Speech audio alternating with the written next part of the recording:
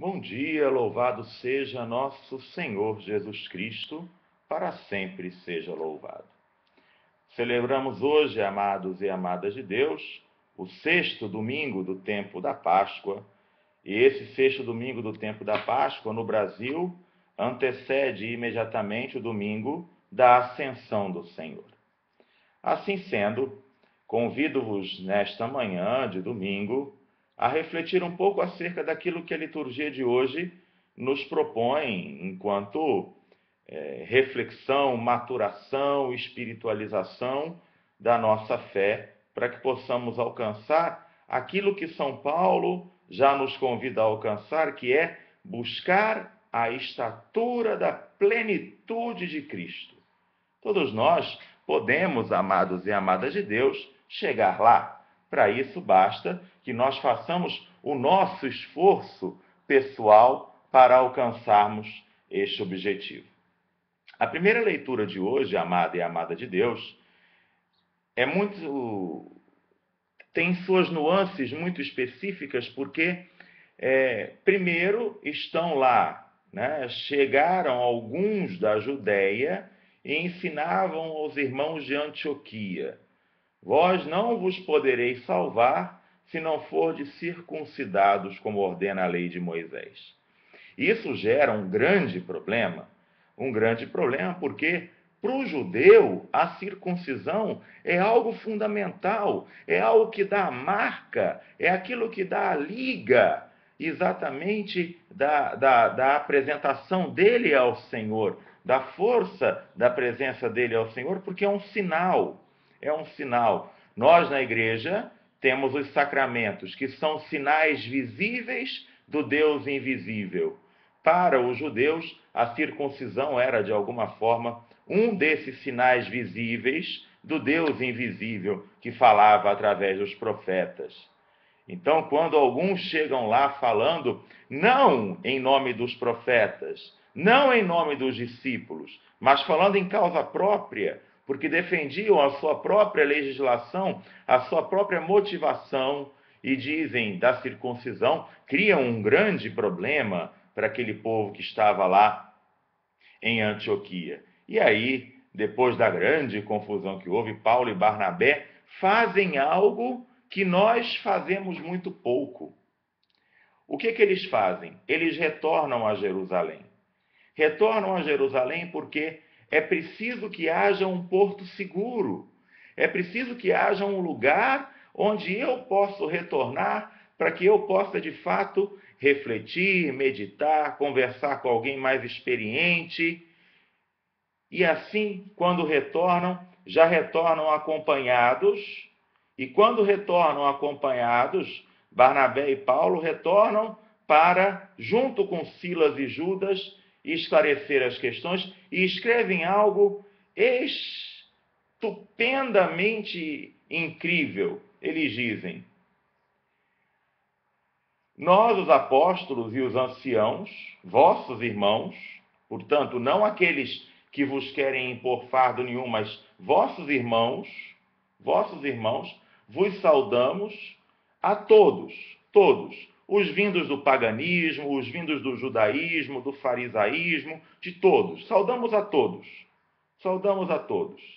Todos os que estão em Antioquia e nas regiões vizinhas. Soubemos que alguns dos nossos causaram perturbações com palavras que transtornaram o vosso espírito. Eles não foram enviados por nós. Amada e amada de Deus. Aqui, eles tomam a decisão de dizer e de fazer algo que nós temos muita dificuldade de fazer, que é dizer a verdade. Quer dizer, olha, efetivamente, esses não são dos nossos. Esses não são dos nossos.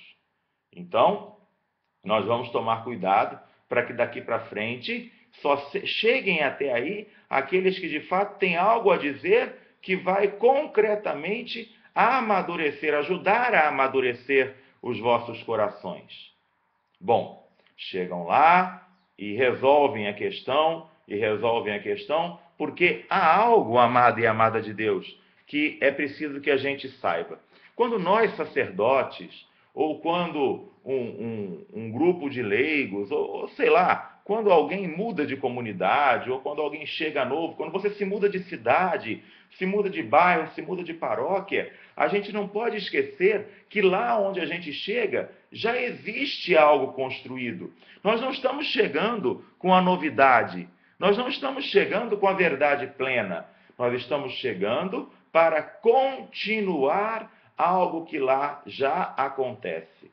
Se nós formos capazes com aquela comunidade de criar coisas novas, de criar coisas estupendas, coisas maravilhosas, que ótimo, louvado seja Deus. Mas se não, já há lá uma comunidade de fé, já há lá uma realidade de fé.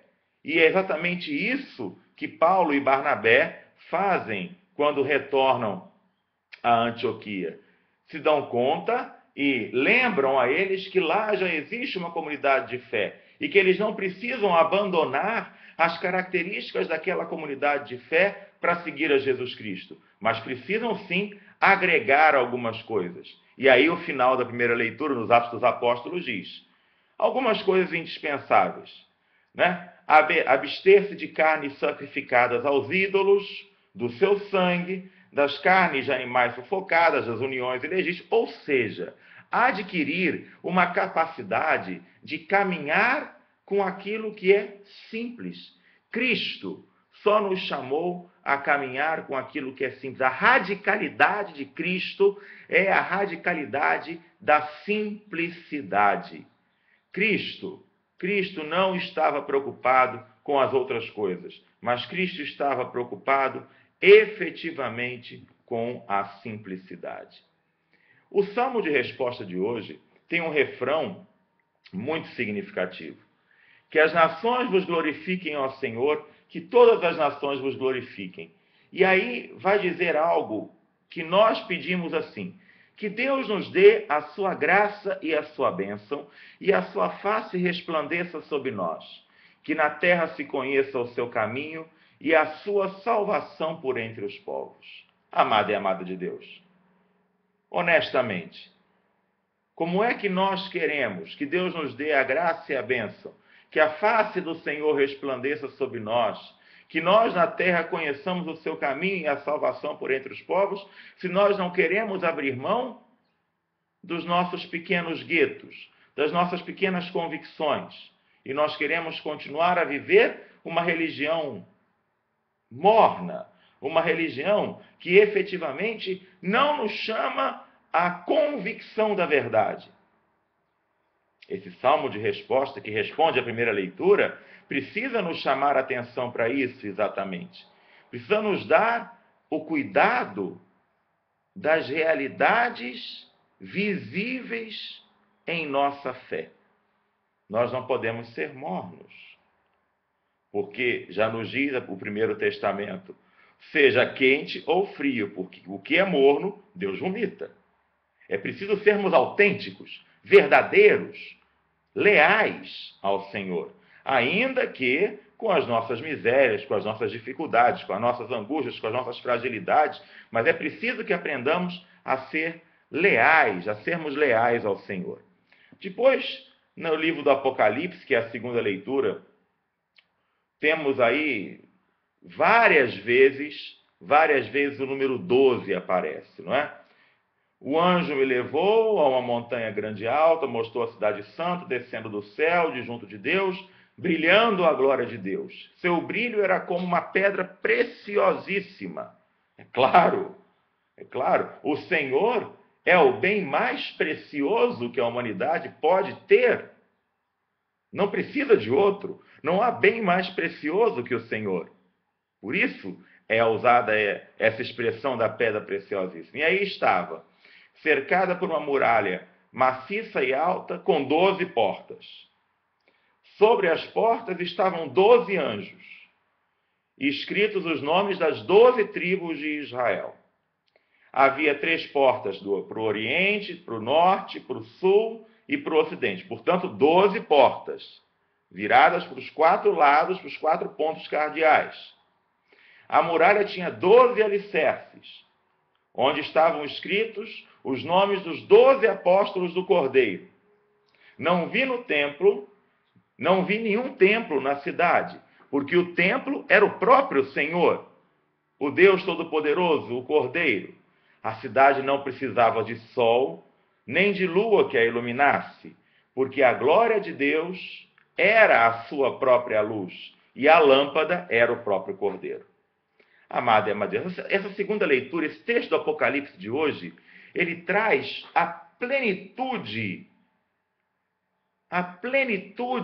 da parousia, da eternidade diante do Senhor, da salvação eterna, da vinda definitiva do Senhor. Não precisamos de sol, não precisamos de luz, não precisamos de lâmpada, porque o Senhor é a própria luz que conduz os nossos passos.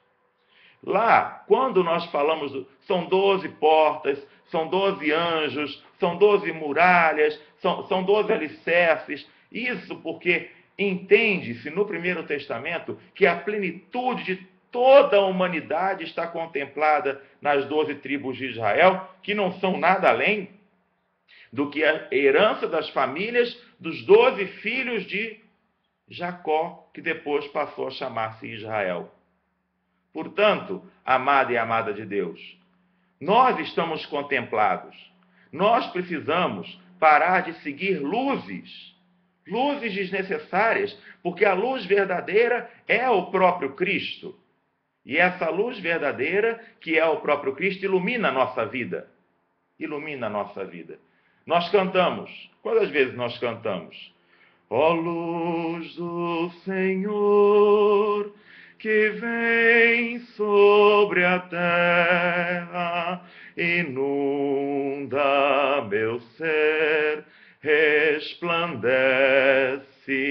em nós. Nós cantamos isso nas liturgias, nas nossas missas, por isso, porque o Senhor é a luz e a salvação, é Ele que ilumina tudo, é Ele que ilumina a vida, é Ele que ilumina a história.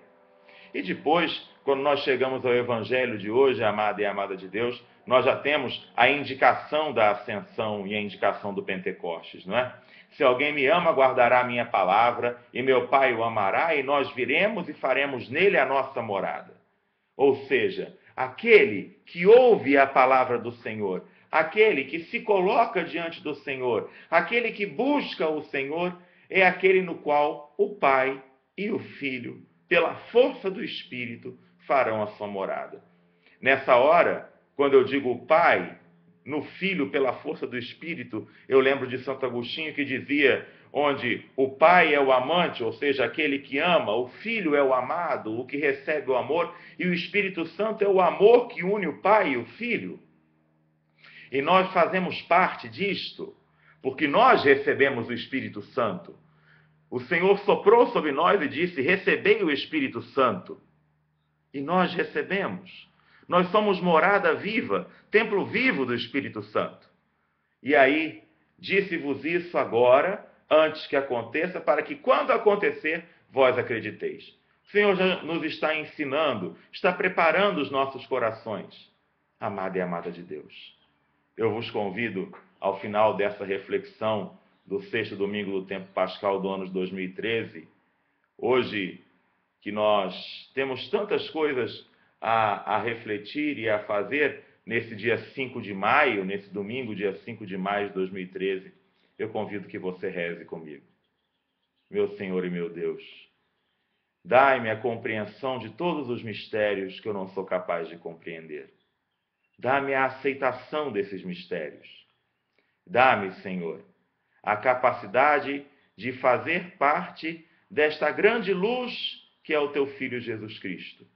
Dá-me, Senhor, a condição de não buscar outras luzes, não buscar outras realidades, mas de compreender que é apenas no Senhor que eu encontro a paz, a esperança e a salvação. Que assim seja. Amém. Que o Senhor vos abençoe, vos guarde e vos proteja, em nome do Pai, e do Filho, e do Espírito Santo. Amém. Louvado seja nosso Senhor Jesus Cristo, para sempre seja louvado.